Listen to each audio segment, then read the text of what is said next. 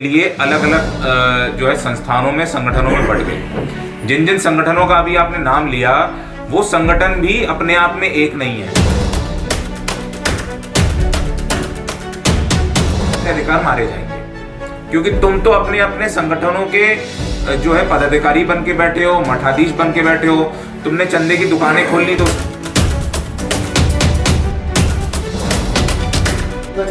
लोगों से अभी आपने एक शब्द कहा है कि मीडिया अपनी नहीं है, लेकिन मुझे तो लगता है कि हमारी मीडिया जो 85% है वो हमारे साथ है। और जो इक्वालिटी नहीं मानता, जैसे चातुर्य व्यवस्था है, कास्ट सिस्टम है, ये कास्ट सिस्टम को कैसे ये करती है, तो हमारे बीच में भी घुसी है।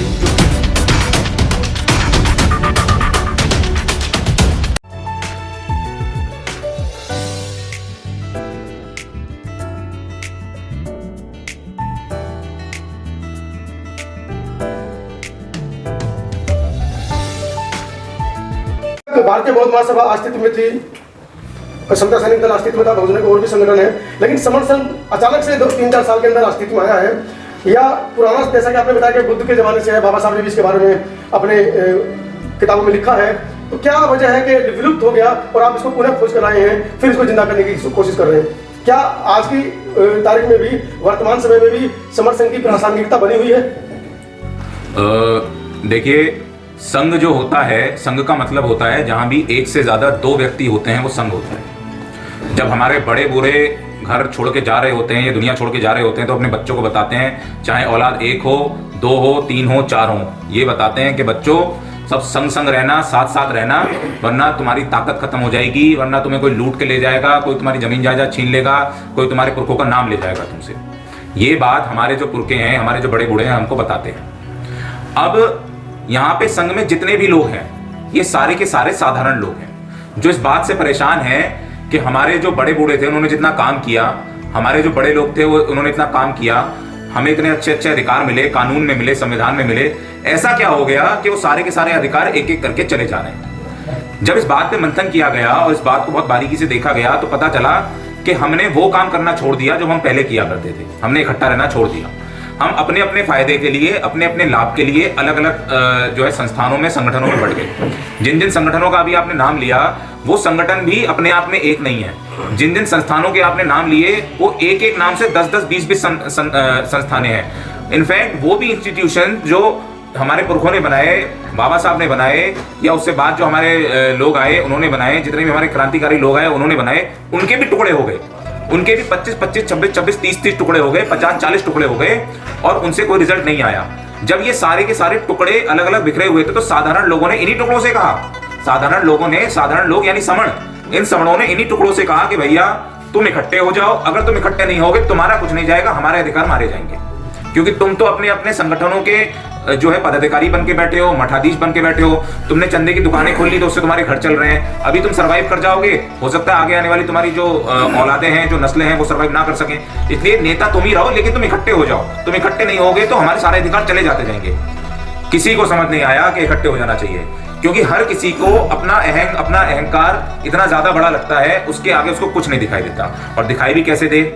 जब कहीं जाते हैं उनकी पूछ होती है, जब कहीं जाते हैं तो उनके पीछे लोग आते हैं, उन लोगों को उन्हीं से उम्मीद है और वही इकट्ठे नहीं हो रहे हैं, तो उससे हमारा नुकसान है। संगठनों से, जितने भी संगठन हमारे बटे हुए हैं उनसे नुकसान हुआ है। लेकिन अब समय आ गया है कि इस बात को उजागर करें जो सीधे साधारण लोग हैं। संघ में आप देखेंगे जो आता है वो नीचे बैठता है। संघ में आप देखेंगे जो आता है वो जैसे बाकी सब बैठते हैं वैसे बैठता है। चाहे वो कितना ही बड़ा अफसर हो, प्रोफेसर हो, वकील हो, कोई प्रतिष्ठित व्यक्ति हो, बैठेगा संघ में सब साधारण लोगों के साथ ही। जब हम ऐसी बात करते हैं, ऐसी प्रैक्टिस करते हैं, ऐसे काम करते हैं जो संघ में हमारे पुराने समय किया करते थे। आप प्रासंगिकता की बात करते हैं, आज भी संघ की इंपॉर्टेंस उतनी ही है जितनी पहले हुआ करती थी। बस हमने प्रैक्टिस खत्म कर दी थी, हमारी प्रैक्टिस अब दोबारा से चालू हो गई है। जितनी जल्दी हम इस प्रैक्टिस को बढ़ा देंगे उतनी जल्दी इसका रेलेवेंस हम सबको समझ आ जाएगा। क्या लगता है कि जो समर संघ काम कर रहा है जमीनी स्तर पर या पर्दे के पीछे से लोगों को तैयार कर रहा है, उनको अपने इतिहास के बारे में बता रहा है, कहाँ तक सफलता हासिल हुई है इन पिछले 4-5 सालों में? क्या उपलब्धियां रही हैं? समर संघ की उपलब्धि के बारे में यदि बात करें तो क्योंकि अभी सिर्फ 33 महीने हुए हैं इस मुहिम को शुरू हुए और इन 33 महीनों में पूरे भारतवर्ष के 20 से 22 राज्यों के लोग समर संघ को पहचान चुके हैं, समर संघ की विचारधारा से अवगत हो चुके हैं। उसका उदाहरण अभी 11 फरवरी को देखने को मिल जाएगा, जब पूरे देश भर से 5000 लोग इकट्ठा वहाँ पर होंगे और सभी राज्यों से इकट्ठा होंगे। तो समर संघ की उपलब्धि वैसे तो ज़मीनी स्तर पर या वैसे नहीं बताई जा सकती है, क्योंकि ये समर संघ एक विचार है और विचार लोगों तक जा रहा है और लोग इसको आत्मसात कर रहे हैं। जो समर हमारी असली पहचान थी, जो हमारी असली आइडेंटिटी है, अभी तक जो आइडेंटिटी थी वो हमारी उधार की या दी हुई या थोपी गई आइडेंटिटी थी। जो हमारी ओरिजिनल आइडेंटिटी है उसको आत्मसात कर रहे हैं जी। क्या मतलब जो वैचारिक मतभेद के जो लोग हैं उनको कैसे आप टक्कर दे पाएंगे, क्योंकि आज वो इस समय वर्तमान में बहुत उच्च स्तर पर पहुंच गए हैं, उनके पास संसाधन है और आप लोगों के पास तो संसाधन भी नहीं है, मीडिया आपका नहीं है, अखबार आपका नहीं है, बहुत सारी संसाधन ऐसे जो आपके पास नहीं है, क्योंकि गरीब दलित पिछड़े शोषितों को कहा जाता है, तो कैसे आप टक्कर ले पाएंगे उन वैचारिक मतभेद के लोगों से?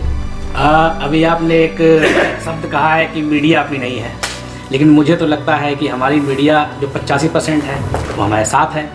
आप भी तो सभी लोग जुड़ के आए हैं, एक साथ ही आए हैं, यहाँ आए हैं, बात कर रहे हैं, दर्द आपको भी है।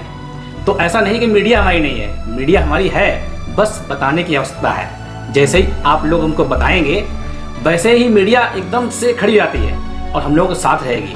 और हमें पता है कि आप लोग हमारे साथ में हैं, ऐसी कोई बात नहीं है। आपको याद होगा जैसे सम्राट अशोक, सम्राट महान कहते हैं, तो उन्होंने तो थोड़े से काम शुरू किया था, लेकिन कितना बड़ा राज्य खड़ा किया, क्योंकि जुड़ के किया। फिर सम्राट क्यों कहा गया? सम माने समान, समता बनाने वाले, और रठ माने इकट्ठा। तो सम्राट तभी तो कहा गया, उन्होंने इतने देशों को इकट्ठा कर दिया, तो ये सम्राट अशोक इसीलिए हो गए। इसलिए ऐसा नहीं है, हमारे साथ सभी लोग जुड़े हुए हैं, सभी वर्ग के लोग जुड़े हुए हैं। और जो आपने एक प्रश्न किया है कि जो विपक्षी हैं, तो हमारा विपक्षी कौन? भ्रमण है। तो वो तो बहुत कम संख्या में, हम उनकी बात नहीं करते हैं, हमें अपनी बात करनी है, अपनी आइडियोलॉजी लेके जाएंगे, अपना जब सब कुछ बताएंगे तो हमारे जो लोग हैं वो सब इकट्ठे होकर काम करेंगे और आगे बढ़ेंगे। अच्छा, मनवाजी के पास एक टीम लीडर है, जो टीम लीडर कहता है पूरे देश में वही होता है, नागपुर से कोई बात चलती है तो पूरे देश में वही लागू हो जाती है, ठीक है। संघ के पास ऐसा कोई लीडर नहीं है, क्योंकि यहाँ सिस्टम नहीं है इस तरह का। तो कैसे दिशा दशा तय करेंगे बिना किसी लीडर के? तथागत बुद्ध के लिटरेचर में 84,000 वर्सेज है उनके, उन्होंने प्रवचन दिए हैं। एक व्याख्यान ऐसा बताओ कि तथागत ने कहा कि मैं आपका नेता हूँ, मैं आपका लीडर हूँ। बल्कि वो कहते हैं कि यही पस्सी को उपना आई को पचतंग वेदी थप्पो, आओ देखो परखो जानो।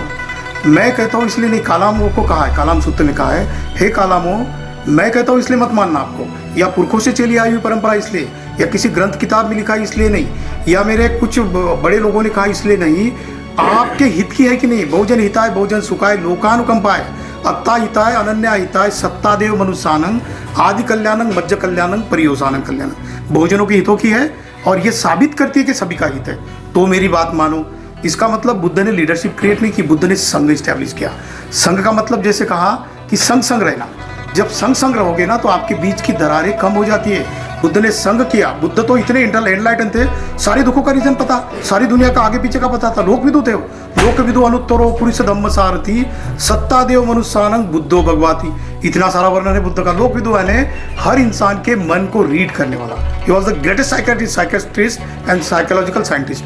पर उन्होंने अपनी लीडरशिप डिक्लेयर की, लोगों को इकट्ठा लाया, विनय भी बनाए, तो पहले उस विनय का खुद ने पालन किया और वो विनय पिटक तैयार हुआ। सम्राट अशोक ने भी राज्य चलाया। सम्राट अशोक आज की जो डेमोक्रेसी है, liberty, equality, fraternity, social justice और ह्यूमैनिटी, ये सारे प्रिंसिपल सम्राट अशोक ने बुद्ध से लिए थे। इसलिए वो एकमात्र ऐसा राजा था, सम्राट था, कि वो जनता के सामने जाता था, बोला ना कि इससे क्या होगा, तो सुखियाना गोती थी, यानी जनता खुश हो जाएगी। तो हमारे यहाँ ऐसा कहना है कि कलेक्टिव लीडरशिप है। बाबा साहब ने वैसा कहीं नहीं कहा कि मैं ही एकमात्र आपका लीडर हूँ, उल्टा ऐसा कहा कि मुझ पर बिलीव करो, बिलीव इन मी। क्योंकि वो कहते हैं कि जो धम्मपद की एक गाथा है उसमें कहा है कि आपको अगर इकट्ठा आओगे तो ही आप जीत जाओगे। मेरी बात को मानो, मुझ पर विश्वास करो, क्योंकि मैंने आपके हित की बात सोची है। लीडर मानो, ऐसा बाबा साहब ने नहीं कहा। कलेक्टिव लीडरशिप ये हमारा बेसिक थीम है। हम इकट्ठा, एक व्यक्ति निर्णय नहीं ले सकता। एक व्यक्ति अगर निर्णय लेगा, उसके मन में अगर गंदी बात होगी तो गलत बात के लिए सारे समाज को ले जाएगा। अगर एक जगह पे बैठो, सोचो और कॉमन बात करो, वही बात निकल के आएगी। तो लीडरशिप का काम निभा। जैसे आप कहोगे कि फिर ये मुखिया कौन होता है, वो पहले जाके डिसाइड करे कि क्या करना है क्या नहीं करना है, फिर वो जाके पब्लिक के सामने बताए। तो ये लीडरशिप की आइडिया है, ये समनों की आइडिया नहीं है सर। ये वमन सिस्टम से आई हुई आइडियोलॉजी है। आपने सवाल बचा के रखो, बहुत लंबा हो गया। एक सवाल लास्ट सवाल है। अभी मैं आपने पढ़ रहा था कि समण और वमन दो शब्दों का बार बार जिक्र करते हैं। वमन बोले तो ब्राह्मण। आप ये मानते हैं कि आपका संगठन ये जो समण संघ है ये मानता है कि जो ब्राह्मण है या जो उनका विचार है, विचारधारा विरोधी है या पूरी जाति जो वर्ण है वो उसके विरोधी है? बताओ। हाँ, सर ऐसा है, समन और वमन का फर्क तो आपको पता चला होगा। हमने पहले बोला कि जो इक्वालिटी में बिलीव करता है वो समन है, और जो इक्वालिटी नहीं मानता, जैसे चातुर्वर्ण व्यवस्था है, कास्ट सिस्टम है, ये कास्ट सिस्टम को कैसे ये करती है, तो हमारे बीच में भी एक घुसी है जो कीड़ा है। बाबा साहब कहते हैं कि caste is demon in the minds of man, है ना, मन की उपज है वो, जब मन से खत्म हो जाएगी तो इकट्ठा। आप ये मानते हैं कि आपका जो संगठन है समण संघ, संगठन नहीं, ये संघ है। जो समण संघ है वो समानता बंधुता जो किसी भी जाति का हो वो आप उसको स्वीकार करते हैं? ऐसा है सर कि अव्वल तो पहले हम इस बात को समझ लें कि हम यहाँ बैठे हैं और ये जो पीछे शब्द लिखा है समण, इसका मतलब क्या है। तो जब आपको समझ आ जाएगा कि समण शब्द का मतलब होता है आप, मैं, ये और हमारे जैसे सारे। जब हमारे जैसे सारे हैं तो आइडेंटिटी क्लियर हो जाती है कि कौन समण है और कौन वमन है। झगड़ा ये नहीं है कि कास्ट क्या है, झगड़ा ये नहीं है कि संघर्ष कौन कर रहा है, झगड़ा सिर्फ इतना सा है मलाई वाला काम कौन करेगा और कुड़ाई वाला काम कौन करेगा, सिर्फ इतना सा झगड़ा है। सारे महापुरुषों ने कहा है और बाबा साहब से ये बात एकदम क्लियर होती है, भारत का इतिहास कुछ नहीं है, सिर्फ दो संस्कृतियों के बीच का संघर्ष है। जब इस बात को आप मानते हैं कि बाबा साहब की बात एकदम ठीक है, भारत का इतिहास सिर्फ दो संस्कृतियों का संघर्ष है, तो सिर्फ उतनी ही बात को मान के हमें आगे चलना चाहिए कि हमारी जो संस्कृति है, हमारी जो संस्कृति है, जो टूट गई, बिखर गई और वो धीरे धीरे वैनिश होती चली गई। क्यों? क्योंकि हमारा जो संघ था वो टूटा, बिखरा और वैनिश हो गया। जैसे ही हम अपने संघ को रिवाइव कर लेते हैं, यानी हम एक जैसे सारे लोग एक संस्कृति को पकड़ के आगे चलते हैं, तो बाकी हमको किसी की बात करने की जरूरत नहीं है, बाकी हमें किसी के काउंटर में खड़े होने की जरूरत नहीं है, बाकी हमको कोई रिएक्शन देने की जरूरत नहीं है। आपका जो संघ है समण संघ, वो वैचारिकी का संघ है, वो आपका भी संघ है, क्योंकि आप भी समण है। आप माने ना माने, आप कहे ना कहे, आप इस संघ में हैं। जाति के आधार पर आपका कोई दुश्मन? जाति की कोई प्रैक्टिस संघ में नहीं होती। संघ का ये नियम है कि जाति की कोई प्रैक्टिस संघ में नहीं होती। आप इस वीडियो के बारे में अपनी राय अवश्य दें तथा वीडियो को लाइक, शेयर और कमेंट्स साथ साथ चैनल को सब्सक्राइब करना न भूलें। धन्यवाद।